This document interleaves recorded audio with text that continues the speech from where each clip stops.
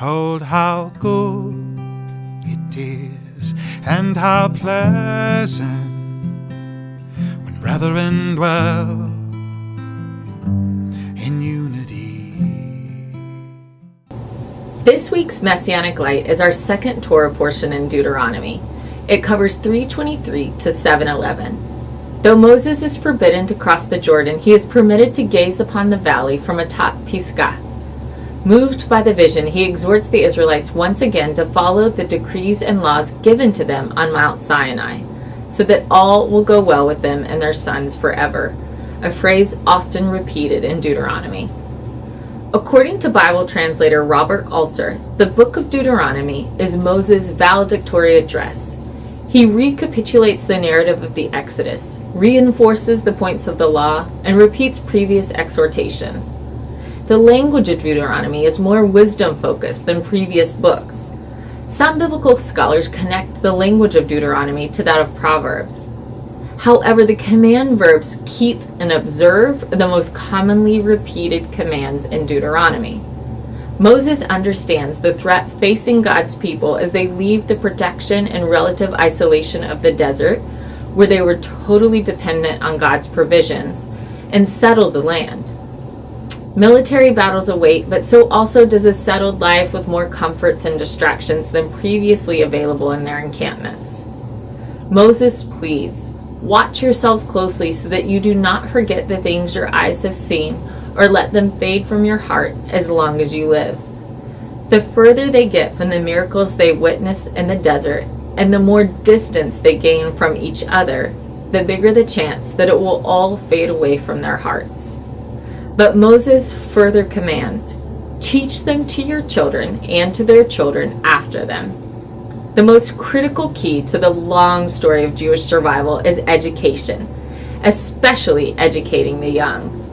That is why it is no accident that the most important proclamation in all of Judaism comes in this same Torah portion, as Moses contemplates the preservation of the Israelite faith and how best parents can impress the teachings upon their children. In chapter 6, verses 4 and 5, Moses says, "Hear, O Israel, the Lord our God, the Lord is one. Love the Lord your God with all your heart and with all your soul and all of your strength." This verse is known in Hebrew as the Shema. It is considered the most critical piece of liturgy in all of Judaism, the great declaration of God's oneness and his kingship. Jewish morning prayers and evening prayers include the Shema. The Shema is part of the Shabbat prayers, and on Yom Kippur, the holiest day of the Jewish calendar, the service climaxes with the communal prayer of the Shema. According to tradition, if a Jewish person believes their death is imminent, they recite the Shema so that it can be the last words on their lips. I read stories of soldiers in the Israeli Defense Forces in wartime reciting the Shema together in their tanks and from their lookouts. According to Jewish tradition, when the Shema is recited, Jewish mothers teach their children to cover their eyes with one hand, I guess like this.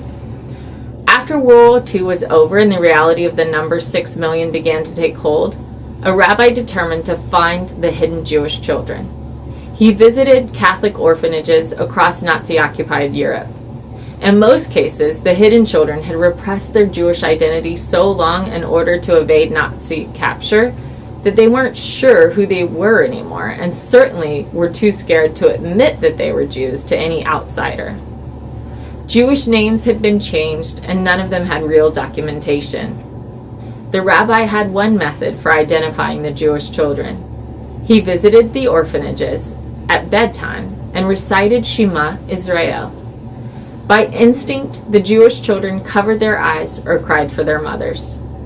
For those of you who want to make the Shema a regular part of your own prayer life, this is also how you say it in Hebrew. Shema Israel, Adonai Eloheinu, Adonai Echad. Baruch Shem Kavod Malchuto Le'olam Va'ed.